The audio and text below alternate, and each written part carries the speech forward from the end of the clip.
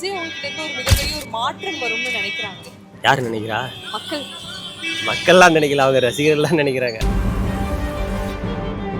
அவர் எந்த சின்னம் கொடுத்தாலும் விஜய் தான் வரணும், விஜய் தான் வருவார். இவ்ளோ கான்ஃபிடென்ட்டா இருக்கீங்களா விஜய்? கண்டிப்பா கண்டிப்பா, அதுல எந்த வித மாற்றமும் இல்லை. நான் 2 பேர் வச்சு பார்த்து முடிஞ்சு போச்சு. நாடே நாஸ்.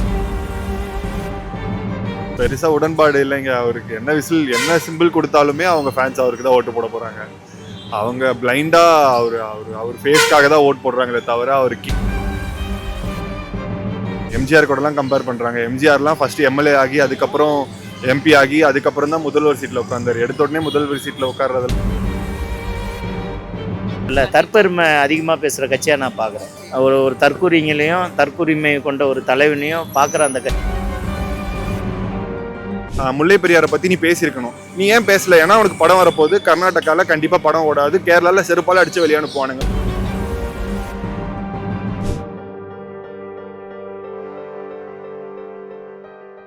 ஹலோ மேம், இப்போ தளபதி அவர்களுக்கு வந்து விசில் சின்னம் ஒதுக்கப்பட்டிருக்கு. அந்த சத்தம் எல்லாரையும் போய் சென்றடையும். அது வெற்றியா மாறும்னு நினைக்கிறீங்களா? வெற்றியாக மாறினா நல்லாயிருக்கும் தான் எனக்கு தோணுது. ஜெயிச்சா நல்லாயிருக்கும். ஜெயிச்சா மட்டும் பத்தாது, மக்களுக்கு எதாவது செஞ்சால் இன்னும் நல்லாயிருக்கும், பெட்டராக தோணுது. இவருங்க அவங்கன்னு போட்டி இல்லாமல் அவர் என்ன மக்களுக்கு செய்யணும்னு நினைக்கிறாரோ அது செஞ்சால் இன்னும் பெட்டர். அவர் எந்த சின்னம் கொடுத்தாலும் விஜய் தான் வரணும், விஜய் தான் வருவார். இவ்ளோ கான்ஃபிடென்ட்டா இருக்கீங்களா விஜய்? கண்டிப்பா கண்டிப்பா, அதுல எந்த வித மாற்றமும் இல்லை. நான் 2 பேர் வச்சு பார்த்து முடிஞ்சு போச்சு. நாடே நாஸ்தி ஆயிடுச்சு.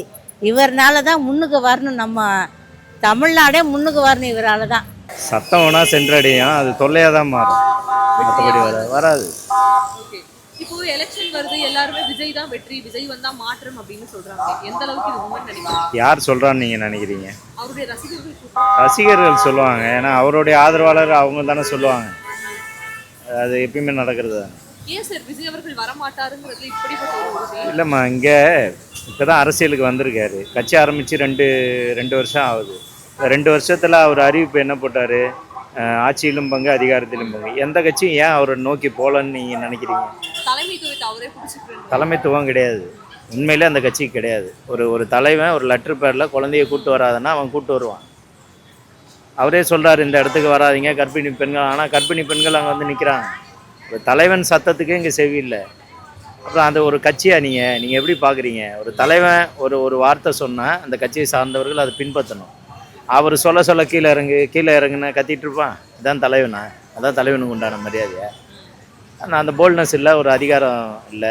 2வது வந்து அவர் ஓட் பேங்க் நிரூபிக்கலை. ஒரு 2 எலெக்ஷன் வந்தது, அதில் அவர் பார்ட்டிசிபேஷன் பண்ணல, அந்த கட்சியும் பார்ட்டிசிபேஷன் பண்ணல. நீங்கள் வாக்கு சதவீதம் காட்டால் உங்ககிட்ட வருவாங்க. நீங்கள் வாக்கு சதவீதமே காட்டாமல் எனக்கு 34 இருக்குது, 44 இருக்குது, 54 இருக்குது. அதுக்கு முன்னாடி ஆண்டவனுக்கு எவ்வளோ இருக்கும்? 2 அதிகாரத்தில் இருக்கிற கட்சிகளுக்கும் 1 கோடி தொண்டர்களை வச்சுக்கிட்டு 1 கோடி வாக்கு வித்தியாசத்தில் ஒரு சொற்ப வாக்கு வித்தியாசத்தில் தான் மாறி வராங்க. அவங்களே பேசாத நீ பேசுகிறல்ல, தற்பெருமை அதிகமாக பேசுகிற கட்சியாக நான் பார்க்குறேன். ஒரு தற்கூரிங்களையும் தற்கூரிமை கொண்ட ஒரு தலைவனையும் பார்க்குற அந்த கட்சி உருப்படாது, மேலே வராது. ஏன் பார்வைக்கு எலெக்ஷன் நேரத்தில் ஒரு கட்சிக்கு ஒரு அங்கீகாரம், ஒரு சின்னம் கொடுப்பாங்க. அந்த வழியில் விசில் சின்னம் கொடுத்துருக்காங்க. இது வந்து வெற்றிக்கு தள்ளப்படுமா?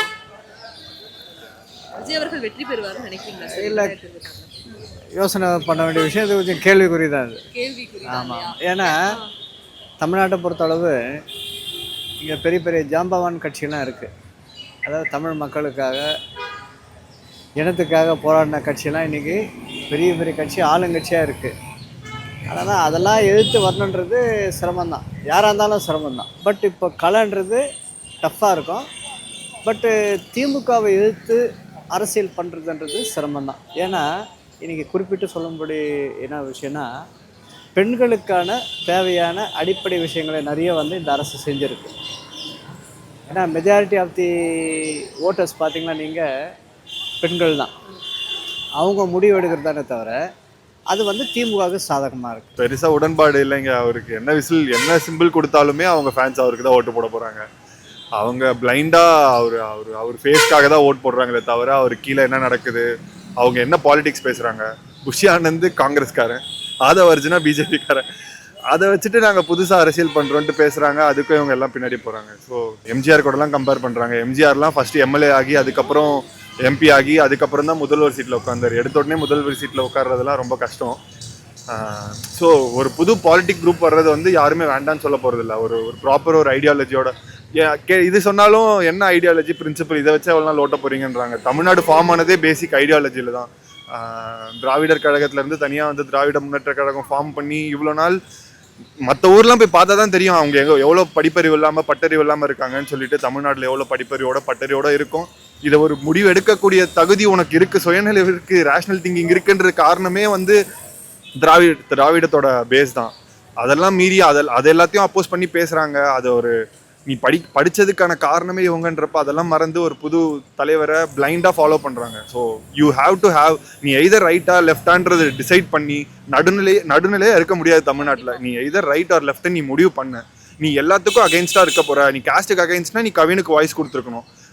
நீ எல்லாத்துக்குமே அகைன்ஸ்ட்னா நீ மற்ற ஸ்டேட்டுக்கெலாம் பயாஸ்டாக இருக்க மாட்டேன்னா நீ முல்லை பெரியாரை பற்றி நீ பேசியிருக்கணும். நீ ஏன் பேசல? ஏன்னா உனக்கு படம் வரப்போகுது. கர்நாடகாவில் கண்டிப்பாக படம் ஓடாது. கேரளாவில் செருப்பால் அடித்து வெளியே அனுப்புவானுங்க முல்லை பெரியாரை பற்றி பேசினா. அதனால அவர் பேச மாட்டேங்கிறாரு. இதெல்லாம் உங்களுக்கு புரிஞ்சுக்கிற மனப்பக்கம் கிடையாது. இப்போ நான் சொன்னாலே கமெண்ட்ஸில் கண்டிப்பாக கழுவி தான் ஊற்ற போகிறாங்க. பட் தமிழ்நாட்டில் கஷ்டங்க. நான் சொல்கிறேன்ல, 10 பேரில் ஒருத்தர் தான் விஜய்க்கு ஓட்டு போடுவாங்க. மிச்சம் 10 பேர் சுயநினைவோட யாருக்கு ஓட்டு போட்டால் நிம்மதியாக இருக்கும் அப்படின்றத வச்சு தான் ஓட்டு போடுவாங்க. ஸோ ஹேட்ரட் பாலிடிக்ஸ் வந்து தமிழ்நாட்டுக்கு வேண்டாம், விஜய் வேண்டாம். நான் பெரிய விஜய் ஃபேன். ஆக்சுவலாக நான் ஆஸ்திரேலியாவில் இருக்கேன், மெல்பர்னில். நான் இந்த ஹாலிடேக்கு வந்ததே படம் பார்க்கறதுக்காக தான். பட் அன்ஃபார்ச்சுனேட்லி என்னால் பார்க்க முடியல. However I wish everything should go well for him. என்ன மாதிரி டை ஹார்ட் ஃபேன்ஸ் எல்லாம் அவருக்கு வந்து சப்போர்ட்டாக இருக்கணும். And he is very com person.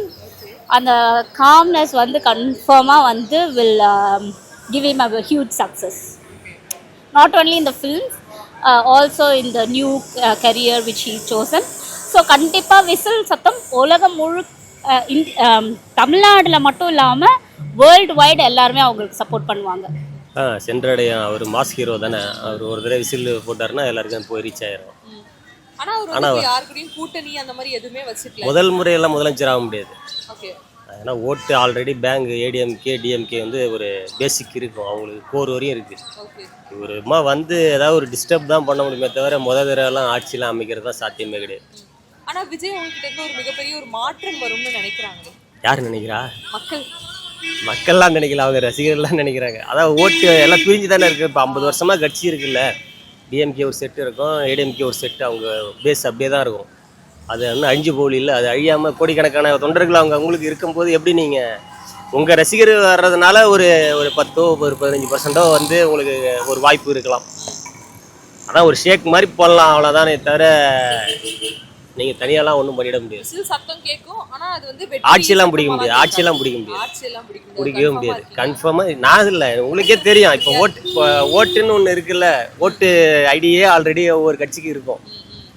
நீங்கள் 35% எப்படி நீங்கள் இதெல்லாம் கிராஸ் பண்ணி தானே எல்லாரும் போட மாட்டாங்க. ஏதோ ஒரு மாற்றம், அவர் கூட்டணி சேர்ந்தாருன்னா அந்த கட்சிக்கு ஒரு பலம் கிடைக்கும். கண்டிப்பாக விஜயோட பாப்புலாரிட்டி வச்சு கண்டிப்பாக அவரால் சின்னத்தை கொண்டு போய் சேர்க்க முடியும்.